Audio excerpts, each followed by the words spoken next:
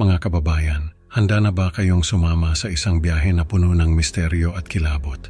Sa gitna ng maingay na syudad, isang trahedya ang magbubukas ng pintuan patungo sa isang nakakapangilabot na dimensyon na hindi inaasahan ni Nathan.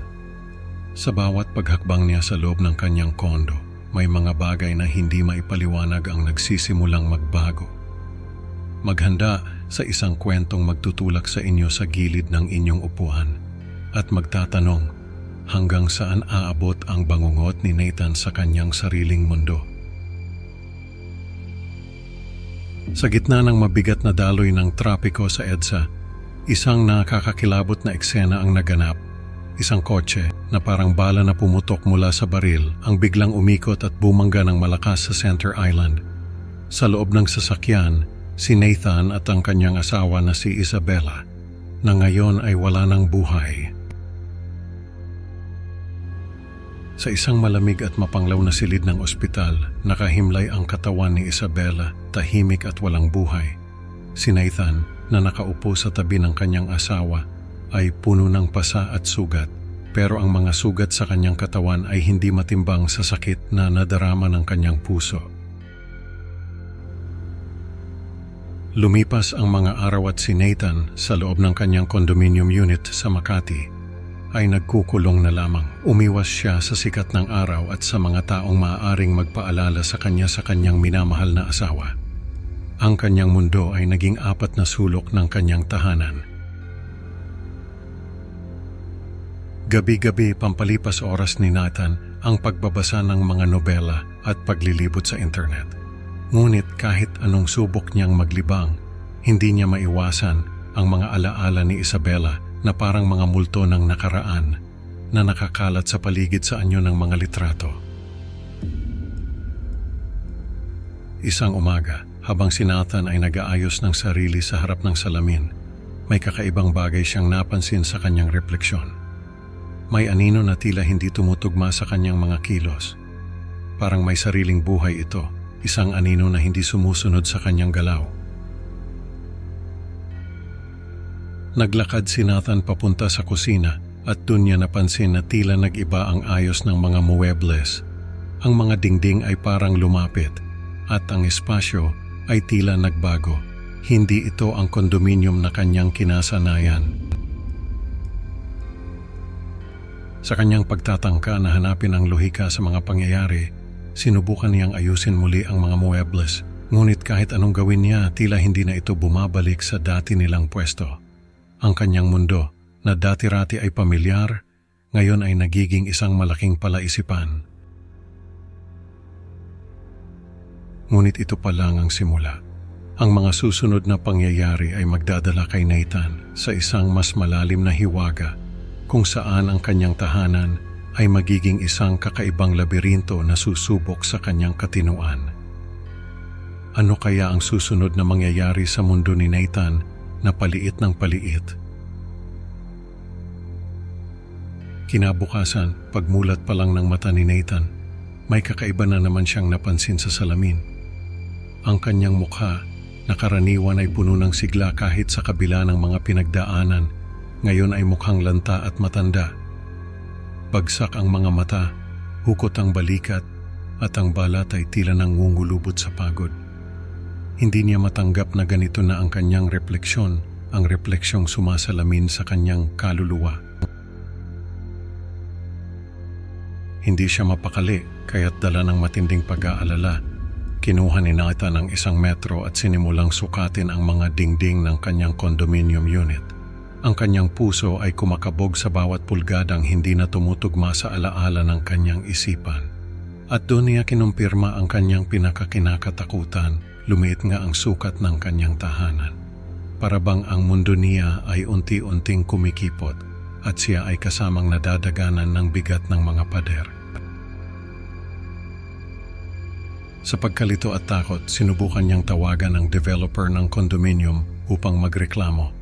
Ngunit kahit anong pindot niya sa kanyang cellphone, walang sumasagot, walang dial tone, walang boses sa kabilang linya. Tanging katahimikan lang ang sumasagot sa kanya, na parabang siya lang ang natitirang tao sa mundong ito. Ang katahimikang ito ang nagdala ng mas malalim na takot sa kanyang puso. Sa pag-asang makahanap ng kapanatagan, nagpasya si Nathan na lumabas ng kanyang unit at magpahangin sa Ayala Triangle Gardens, isang lugar na dati nilang pinupuntahan ni Isabela. Dito sana niya muling maramdaman ang init ng araw at ang sariwang hangin na magpapagaan sa kanyang loob. Ngunit sa halip na ginhawa, ang dala ng parke ay isa na namang kabanata ng kanyang bangungot. Sa isang bench sa lilim ng mga puno na dati-rati saksi sa kanilang tawanan, nakatulog si Nathan. Sa kanyang panaginip, nakita niya si Isabela, masaya at nakikisalamuha sa isang pagtitipon sa parke. Ngunit ang masayang eksena ay biglang nagbago nang maging isang nabubulok na bangkay si Isabela, naglalakad papalapit sa kanya. Ang kanyang puso ay tila sasabog sa takot, at ang kanyang isipan ay sumisigaw na magising na siya. Nagising nga si Nathan, ngunit hindi sa inaasahang ginhawa. Mag-isa siya sa bench at ang paligid ay biglang dumilim. Ang mga patak ng ulan ay bumuhos na parang luha ng langit, tila ba sumasalamin sa bangungot na hindi niya matakasan. Ang bawat patak ay parang maliliit na kamay na humahaplos sa kanyang balat, nagpapaalala ng malamig na yakap ng kamatayan. Ano na kaya ang susunod na mangyayari kay Nathan sa loob ng kanyang nagiging masikip na mundo?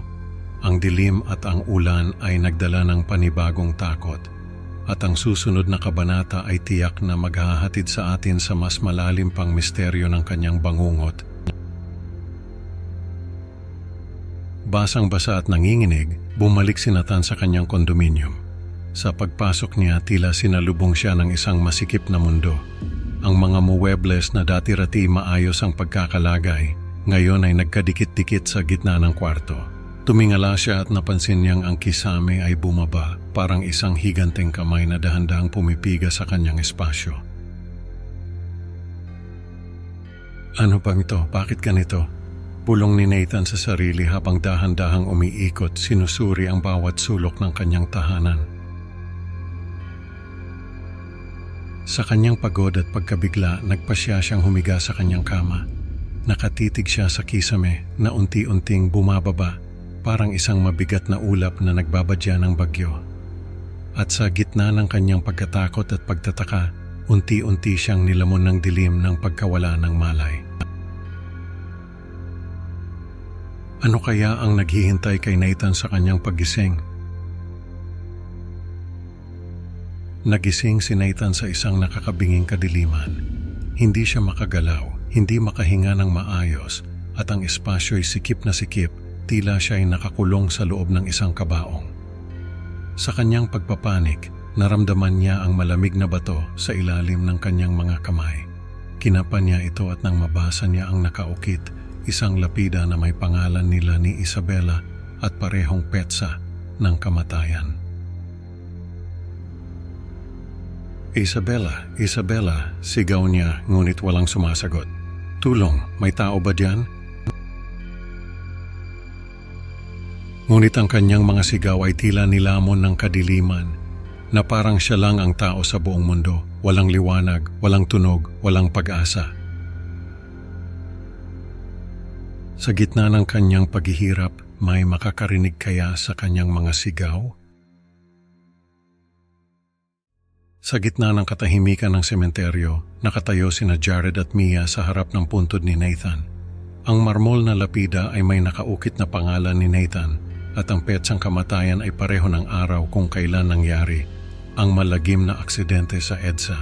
Ang hangin ay may dalang lamig na kumakapit sa balat at ang paligid ay tahimik maliban sa mga bulong nila. Grabe, hindi ko pa rin maisip na nasa coma si Nathan, sabi ni Jared, habang pinagmamasdan ng mga dahong hinahampas ng hangin. Kaya niyang managinip kahit comatose siya? Mia na may bakas ng lungkot sa mukha ay tumingin sa kalangitan bago sumagot. Sabi nila active daw ang utak kahit comatose. Baka nga nagdidream siya, pero sana hindi bangungot. Ang huling eksena ay lumipat sa mukha ni Nathan na nasa loob ng isang madilim na espasyo, tila ba'y isang maliit na kahon. Sa kanyang noo makikita ang maliliit na kunot, tanda ng kanyang pakikipaglaban sa isang bangungot na walang katapusan.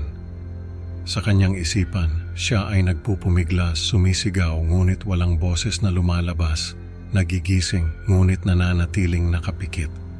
Sa labas ng kanyang walang malay na katawan, ang mundo ay patuloy sa pag-ikot, ang mga tao ay patuloy sa kanilang buhay at ang oras ay hindi kailanman humihinto.